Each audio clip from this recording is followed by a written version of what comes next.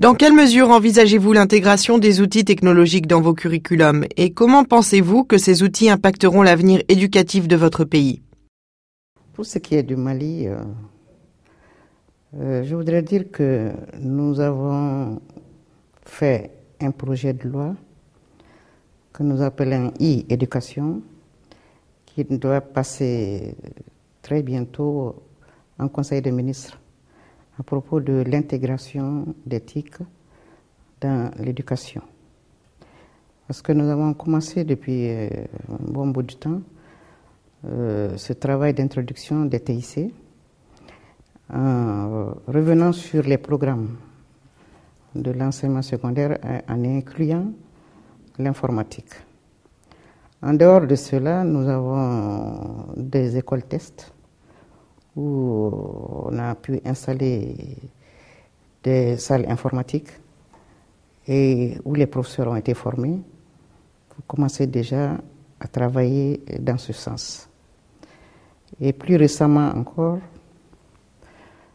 des privés maliens ont pu concevoir et réaliser un ordinateur local qu'ils ont appelé l'Imorgal. Donc, d'accès très simple, à moindre coût, pour une école de quartier. Et cela a suscité l'engouement des autorités communales, l'engouement des élèves qui ont contribué financièrement à ce projet. Et je suis moi-même allé pour l'inauguration. Et le problème qui se pose maintenant, c'est un problème de moyens, de financement. Et comme vous l'avez vu, j'étais en entretien avec de futurs partenaires ici pour qu'on puisse nous aider à pérenniser justement cette création de l'Imorgal au Mali pour le bonheur de toutes les écoles maliennes. En ce qui concerne le Sénégal, il faudrait placer un peu l'introduction des TIC dans l'éducation dans son contexte.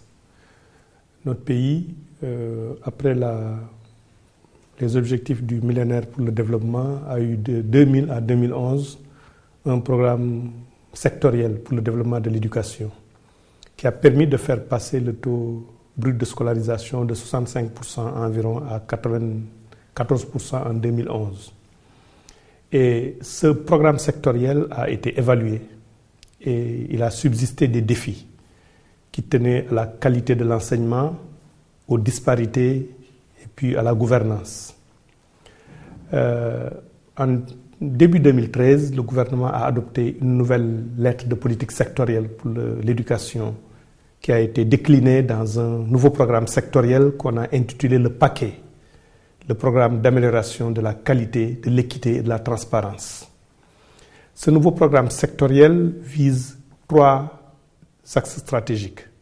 Le premier, c'est l'amélioration de la qualité des enseignements et des apprentissages. Le deuxième, c'est la résolution des disparités par un accès plus équitable à l'éducation. Et le troisième axe stratégique, c'est la promotion d'une gouvernance inclusive et transparente. Et dans ce programme, une des priorités, c'est l'impératif de tirer profit des technologies de l'information et de la communication. Et vous voyez que sur les 3 axes stratégiques, les technologies de l'information et de la communication peuvent intervenir. Aussi bien dans l'axe stratégique d'amélioration de la qualité des enseignements, aussi bien pour résorber les disparités, aussi bien comme outil de gouvernance du système. Donc, en ce qui concerne l'amélioration de la qualité des apprentissages, nous avons aujourd'hui un projet pilote de déploiement de tableaux numériques interactifs dans l'éducation sur la base du projet Sankoré. Sankoré étant une université dans l'histoire qui était dans l'Empire du Mali. Et nous avons ce projet Sankoré de tableaux numériques interactifs qui ont été déployés il y a 1 an et demi et on a reçu un nouveau lot actuellement qui est en train d'être déployé. Et cela a impliqué donc une formation des enseignants puisque ces tableaux numériques, nous avons commencé d'abord à les installer au niveau des centres régionaux de formation du personnel de l'éducation et nous commençons à l'utiliser dans les écoles. Donc ça, c'est pour l'amélioration des enseignements et des apprentissages. Deuxièmement, pour la résolution des disparités, vous savez que l'utilisation de ces technologies de l'information et de la communication peuvent permettre de gommer les disparités en termes de qualité d'enseignants entre les enseignants qui sont en milieu urbain et ceux qui sont en milieu rural. Parce qu'on peut déployer ces technologies-là sur une base de plateforme légère pour que les élèves qui sont en milieu rural, qui souvent n'ont pas les meilleurs enseignants, puissent bénéficier des cours qui sont dispensés par les meilleurs enseignants. Et autre expérience sur laquelle nous sommes, et je pense que ça fait l'objet même d'un atelier, c'est l'utilisation des téléphones mobiles pour remonter les statistiques du système éducatif sénégalais, en utilisant donc les technologies de l'information et de la communication. Donc, comme vous le voyez, c'est un outil transversal qui permet d'atteindre les objectifs qu'on s'est fixés sur les 3 axes stratégiques de notre programme sectoriel qui couvre la période 2013-2025, qui est le paquet programme d'amélioration de la qualité, de l'équité et de la transparence. En ce qui concerne le Niger, l'utilisation des moyens technologiques, notamment en ce qui concerne les moyens audiovisuels, elle est ancienne parce que nous avons eu à utiliser la radio pour l'alphabétisation. Et ensuite, de 1968 à 1974, il y a eu l'expérience de la télévision scolaire. Donc, ces dernières années, nous avons créé l'UVA, l'Université virtuelle africaine, qui est logée à l'École normale supérieure et qui forme un certain nombre d'étudiants en relation avec des universités canadiennes. Je crois que c'est l'Université de Laval. Nous avons aussi une coopération avec l'Inde, où il y a actuellement une université virtuelle logée à la faculté des lettres pour la formation à distance dans plusieurs domaines. Nous avons le campus numérique qui a été francophone, qui a été mis en place avec l'aide de l'OIF. Et nous avons actuellement l'IFADEM, qui permet la formation à distance des maîtres du primaire. Donc voilà ce que nous faisons actuellement. Quel est le rôle de l'Organisation internationale de la francophonie dans ce processus d'intégration des TIC dans le milieu éducatif? L'Organisation internationale de la francophonie, OIF, a pour rôle d'accompagner les États membres, accompagner ces États membres pour les aider à atteindre les objectifs d'éducation de qualité pour tous que ces États membres se sont fixés. Et cet accompagnement s'est fait à travers l'appui technique que nous fournissons et dans certains cas un appui financier aussi, dans la limite de nos modestes moyens. Et dans cette perspective-là, nous mettons en place avec ce pays des projets innovateurs, par exemple l'IFADEM dont a parlé M. le ministre au Niger. Et l'IFADEM, c'est l'initiative francophone de formation à distance des enseignants qui permet d'utiliser des technologies de l'information et de la communication pour accroître les compétences des enseignants en matière de pédagogie, mais aussi dans des disciplines linguistiques et non linguistiques. Ça, l'IFADEM, ce n'est qu'un exemple de projets que nous mettons en œuvre pour justement appuyer le pays. Mais au-delà de ce projet, nous invitons le pays à prendre des risques, à s'engager dans des réformes et nous les assistons dans ces réformes, nous partageons les risques avec eux et également nous aidons le pays à partager les expériences. Par exemple, il y a des pays du Nord qui ont des expériences d'utilisation de nouvelles technologies, nous les partageons avec les pays du Sud, mais même entre les pays du Sud, il y a des pays qui sont un peu plus avancés, donc nous tirons profit des expériences des uns pour aider les autres pays à aller de l'avant. L'intégration des TIC signifie un engagement de la part des professeurs et étudiants, mais il faut également un engagement de la part du gouvernement. Quelle a été votre expérience jusqu'à présent? Bon, moi je pense que d'abord, comme cela a été indiqué par une présentation qui a été faite ce matin, l'éducation doit constituer d'abord une priorité au niveau politique. Et les ressources sont importantes actuellement compte tenu du taux de croix démographique dans nos pays. Si nous voulons, par des méthodes classiques d'enseignement, essayer d'assurer une éducation de qualité pour tous les enfants de nos pays, dans les années à venir, ça demandera des ressources importantes. Et je pense qu'une des leçons apprises ce matin, c'est qu'on a la possibilité de sauter des étapes avec l'utilisation des technologies de l'information et de la communication dans l'éducation, et qui peuvent permettre de diminuer les coûts unitaires de formation des élèves quand on prend en compte les coûts de l'enseignant et puis les coûts des infrastructures. Et pour cela, il faudrait qu'au niveau national, qu'il puisse y avoir une mise en synergie de l'ensemble des intervenants dans ce secteur-là. Des sociétés de télécommunications qui ont un intérêt à un développement de l'éducation par le numérique, à une éducation de la population par le numérique qui, in fine, leur permet d'avoir peut-être des ressources plus importantes. Les sociétés comme chez nous, l'Agence de régulation des postes et des télécommunications, qui ont un fonds d'accès à la téléphonie universelle, et fonds actuellement pour lesquels on a une coopération avec le ministère de l'Éducation pour intervenir dans un certain nombre d'établissements. Et maintenant, l'autre aspect qui est important, ce n'est pas seulement l'infrastructure qui est importante. Ce qui est important, c'est le contenu curriculaire de ce système-là. C'est cette réforme curriculaire et la formation des enseignants qui est un aspect important. Donc, ce qui veut dire qu'il faut avoir une vision et une démarche holistique et systémique pour essayer de régler aussi bien la question du financement, du déploiement de la technologie au niveau national et en même temps du financement de cette activité-là et de la formation de l'ensemble des acteurs. Mais je pense qu'il faut envisager les nouvelles technologies non seulement comme moyen, mais aussi comme contenu. Comme moyen, on peut utiliser les nouvelles technologies pour améliorer les contextes d'apprentissage et d'enseignement. Donc, on peut atteindre aussi beaucoup plus d'enfants, améliorer la qualité de l'éducation. Mais on ne doit pas perdre de vue que les nouvelles technologies peuvent également être constituées des contenus de formation. La nouvelle génération actuelle, ils doivent apprendre à utiliser ces nouvelles technologies. Et quand vous regardez les jeunes qui terminent l'école secondaire maintenant dans beaucoup de pays africains, malheureusement, les jeunes terminent l'école secondaire en n'ayant pas les compétences requises pour fonctionner dans la vie professionnelle. Les entrepreneurs, le marché du travail nous disent, les entrepreneurs nous disent, mais les jeunes qui terminent l'école secondaire, ils ne peuvent rien faire, entre guillemets, bien entendu. Évidemment, l'enseignement a été conçu il y a 40 ans, 50 ans pour que ces jeunes aillent à l'université.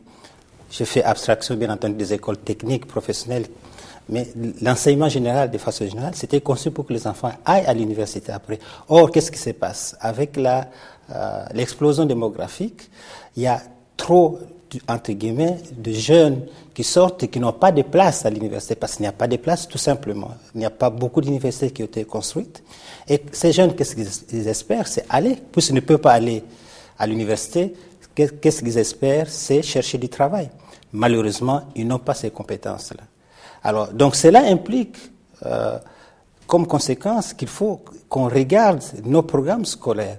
Est-ce que nous intégrons suffisamment les technologies de l'information comme contenu pour qu'à la fin de l'école secondaire, par exemple, un jeune qui termine puisse savoir utiliser des logiciels comme Word, tout un paquet qui lui permet, s'il ne trouve pas de place à l'université, au moins d'être opérationnel, ne fût-ce que comme assistant de programme quelque part. Donc voilà un peu les contextes dans lesquels il faut citer également ces nouvelles technologies. Je disais que je suis d'accord avec ce que vient de dire le directeur. Parce que chez moi, nous avons changé nos programmes. Donc, depuis 3 ans, nous avons commencé et la première génération est en terminale cette année. Et nous avons inclus l'informatique. Mais seulement, ce sont des cours théoriques. Et l'informatique, tout le monde sait que c'est bien sûr la pratique.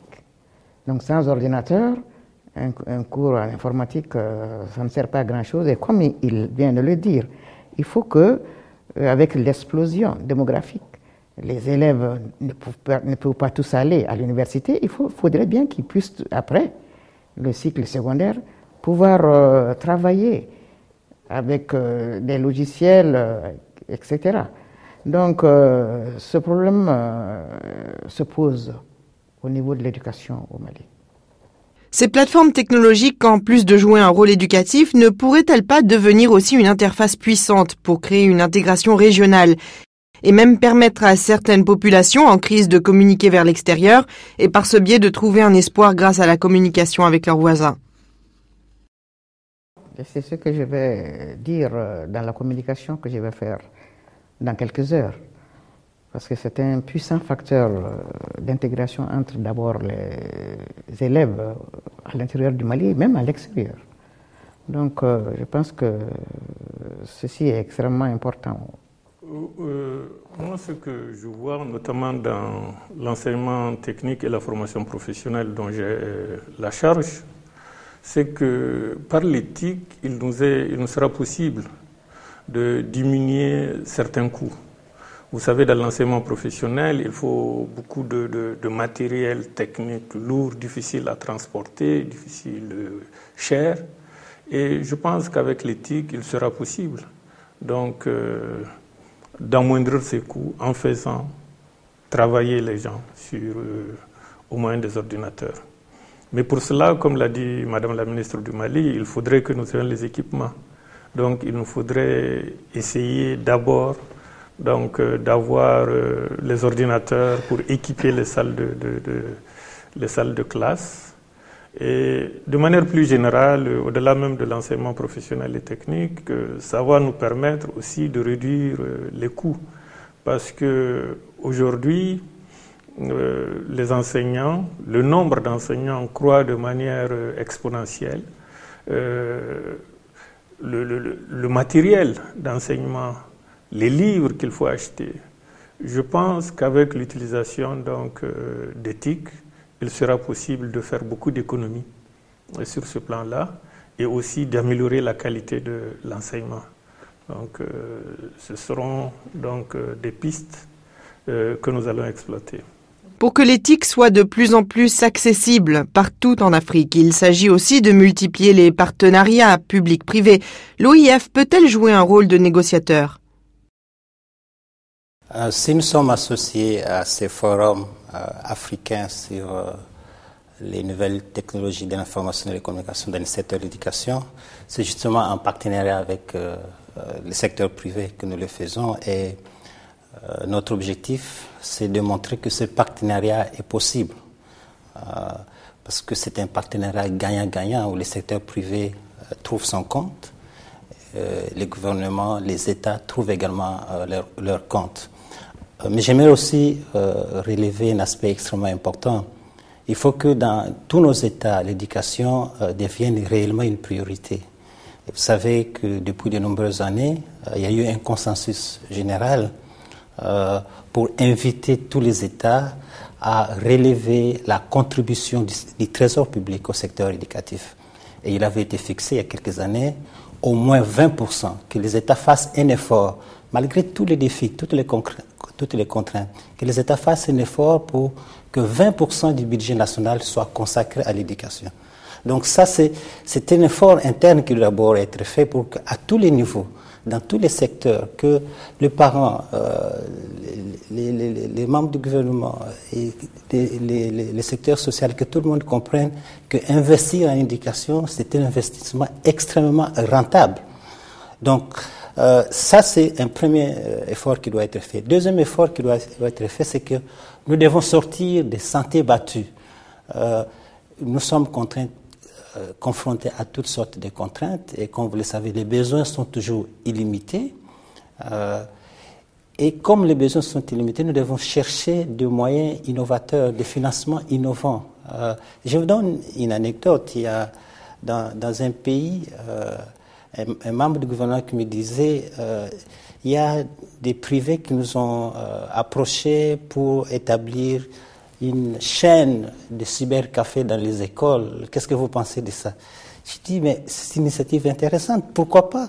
Si l'État n'a pas les moyens de fournir des ordinateurs aux enfants et que des privés, des investisseurs privés veulent mettre des cybercafés dans les écoles, pourquoi pas? Parce que de toute façon, nous savons que ces enfants-là, ils ont des adresses e-mail, certains sont sur Facebook.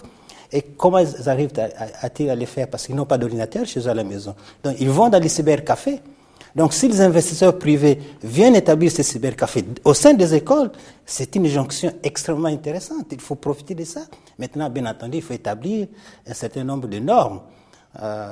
Il y a un certain nombre des choses qui doivent être précisées, il y a une réglementation qui doit être établie, mais déjà l'initiative en elle-même est intéressante. Donc voilà, c'est ce genre de financement innovant auquel on doit penser pour trouver de l'argent pour le secteur de l'éducation. Le désir d'intégrer l'éthique dans sa politique est réel, mais pensez-vous que vos pays ont la capacité de fournir l'appui logistique nécessaire, tant au niveau de la distribution qu'au niveau de la sécurité? Car il faut aussi éviter la corruption ou le détournement de tous ces outils. Moi, je pense que c'est possible parce que quand je vois ce qui se passe chez nous, les compagnies de téléphonie interviennent pour l'équipement de salles de classe en matériel informatique. Mais je pense que nous devons aller au-delà. C'est-à-dire, si nous devons avoir équipé, étendre cela au-delà de certaines salles de classe pour la généralisation, il nous faut avoir des financements importants. Et ça, ce sera probablement en prélevant sur les taxes relatives à la téléphonie, ces taxes-là pourront permettre aux États d'avoir en tout cas des financements importants pour investir dans l'achat des équipements. Un aspect aussi peut-être qui me paraît important, c'est en tout cas on essaye au Sénégal de ne pas limiter les technologies de l'information et de la communication à Internet, en sachant qu'actuellement, il y a une conjonction entre la téléphonie, l'Internet et la télévision. Donc, parce qu'il y a d'autres expériences d'utilisation des technologies de l'information et de la communication qui utilisent la télévision par satellite, où on a des contenus pédagogiques qui y sont. Donc, c'est la raison pour laquelle je pense que ce qui est extrêmement important, au-delà des expériences pilotes qu'il y a, c'est d'avoir une étude de faisabilité sur le plan technique, sur le plan juridique. Mais le fait que l'Internet ne soit pas disponible dans tous les villages, dans les coins les plus reculés, ne doit pas être un prétexte pour ne pas utiliser les technologies de l'information et de la communication. Parce que utiliser dans certaines parties du pays, c'est un moyen maintenant d'allouer les ressources classiques pour l'enseignement classique dans des parties qui en ont plus besoin. En réalité, ce sera une façon de gommer des disparités et d'assurer une plus grande équité au niveau de l'éducation. En tout cas, je pense que c'est la perception qu'il faut en avoir. Maintenant, ce qui est extrêmement important aussi, je pense que ça a été dit ce matin, l'expérience d'un pays comme la Russie, parce que pour aller un peu plus loin, il faudrait que les manuels classiques qu'on a, les manuels scolaires classiques qu'on puisse, pour avoir une conformité entre le curriculum numérique et le curriculum du manuel classique, exiger des éditeurs qu'ils puissent en même temps avoir le manuel sous forme papier et sous forme électronique. C'est un aspect qui est extrêmement important. On a cité l'expérience de la France qui, il y a quelques années, avait donné des ordinateurs à beaucoup d'enseignants, mais finalement qui n'ont pas été utilisés, parce que tout simplement, on oublie que ce qui est le plus important, c'est le contenu pédagogique à donner aux machines, par rapport aux machines et puis à l'infrastructure. Pensez-vous que ces nouvelles technologies vont permettre de gommer certaines disparités et inclure par la même occasion plus de filles, de femmes dans les processus éducatifs? Absolument. Au niveau du Sénégal, on a une expérience avec l'UNESCO qui a été visitée d'ailleurs par Madame la directrice générale de l'UNESCO cette année en 2013 lorsque elle est venue au Sénégal. C'est un projet d'éducation et d'alphabétisation des jeunes et des adultes orientés vers les TIC. Et c'est un projet d'alphabétisation qui est basé sur un autre outil des technologies de l'information et de la communication qui est le téléphone portable. Et c'est une façon de gommer donc les disparités de genre qu'il y a, parce que c'est un projet qui est surtout orienté vers l'éducation des jeunes filles et des jeunes filles et des adultes. Faire une politique, établir une politique réfléchie sur l'intégration des TIC dans l'éducation. Donc il y a un problème de volonté politique. Si cela est admis, donc je pense que les moyens peuvent suivre. Et les promoteurs de téléphonie mobile, ils viennent en appoint, moi je pense. Donc c'est aux États de prendre la décision politique, donc d'aller dans ce sens. Et c'est ainsi que le budget pourra suivre et que franchement on pourra entamer cette introduction des TIC dans les établissements, dans tous les ordres d'enseignement. Chez nous, c'est tous les ordres d'enseignement, y compris l'enseignement non formel. L'éducation non formelle est prise en compte donc, dans l'introduction des TIC dans l'éducation. Donc je pense que initialement, il faut une volonté politique des gouvernements pour aller dans ce sens. Et c'est ainsi que ça peut réussir. Donc quand la volonté est là, les moyens peuvent suivre. Oui, je voulais juste compléter qu'à la volonté politique, c'est important qu'il y ait une démarche systématique. Et sur ce plan-là, nous à l'OIF, nous sommes prêts à fournir l'assistance technique dont les pays membres ont besoin pour qu'on ait dans chaque pays une stratégie holistique d'intégration de nouvelles technologies dans le système éducatif. Parce qu'il s'agit clairement de définir des objectifs, où est-ce que nous voulons aller, comment y arriver, quelles technologies utiliser, comment les utiliser, à quel degré, qu'est-ce que ça implique au niveau des contenus, qu'est-ce que ça implique au niveau de la formation initiale et continue des enseignants, qu'est-ce que ça implique au niveau de ceux qui gèrent le système. Donc il y a un ensemble d'éléments qu'on doit mettre ensemble, créer une architecture et avoir en quelque sorte voilà, un schéma global et holistique qui vont permettre à ces pays de dire voilà, nous sommes prêts. Maintenant, les moyens peuvent venir petit à petit, mais c'est important qu'il y ait une stratégie nationale, holistique sur l'utilisation. Et cette stratégie doit inclure absolument des aspects de consensus au niveau national sur les priorités de l'éducation. Par exemple, l'expérience qui se passe au Sénégal, que le ministre m'a raconté ce matin, créer un consensus sur les priorités à atteindre en matière d'éducation, c'est extrêmement important. Et dans cette perspective-là, l'intégration de nouvelles technologies dans le secteur de l'éducation doit faire l'objet des consensus entre différents acteurs. Et c'est ce qui permettrait d'éviter l'exemple qu'on a cité tout à l'heure, qu'on donne des ordinateurs à des enseignants, on assiste à des résistances au changement, et on doit intégrer cet élément pour que les gens soient bien informés sur les objectifs à atteindre, le moyen d'arriver à ces objectifs, et qu'ils soient formés à l'utilisation de ces moyens qu'on leur donne. Peut-être aussi, je pense, un aspect qui est extrêmement important dans l'utilisation des TIC dans l'éducation, c'est le changement de paradigme qu'il y a au niveau même de l'enseignant. Est-ce que l'enseignant, il devient le pédagogue et l'enseignant qu'il était? Je pense qu'avec l'introduction des TIC, l'enseignant devient plus un médiateur pédagogique qu'un enseignant. L'éthique changerait-il le rôle même de l'enseignant? Il est moins enseignant dispensateur de savoir qu'enseignant médiateur pédagogique qui essaye de capitaliser les expériences, ce que l'enfant apprend par lui-même peut-être sur Internet, sur les technologies, pour essayer de voir comment traduire ça en compétences. Je ne dis pas que l'aspect pédagogique disparaît, mais il devient moins dispensateur de savoir qui sait tout, parce que l'enfant a accès à d'autres savoirs par les technologies de l'information, mais il devient médiateur pédagogique. C'est capital, cette dimension, comme vient de dire les ministres, parce qu'on attend d'un enseignant, c'est pas qu'il partage les connaissances qu'il possède, mais qu'il aide les enfants à développer des attitudes, des aptitudes. Par exemple, l'aptitude à la recherche. Vous voyez, l'enseignant peut leur dire, voilà, au lieu de vous dire que ceci, ça se fait de cette manière, allez chercher. Ça développe des aptitudes à la recherche, à la curiosité. On doit développer ces aptitudes-là. Parce que c'est ça qui permettra aux enfants, plus tard, face à des situations non prévues, de réagir de façon correcte parce qu'ils auront été préparés. Ce forum ministériel vous permet-il de rentrer chez vous avec des idées novatrices et un réel désir de transformer et de faire évoluer la pédagogie dans vos pays? Ça nous a surtout montré qu'il faudrait faire aller de l'avant dans le sens de l'utilisation d'éthique.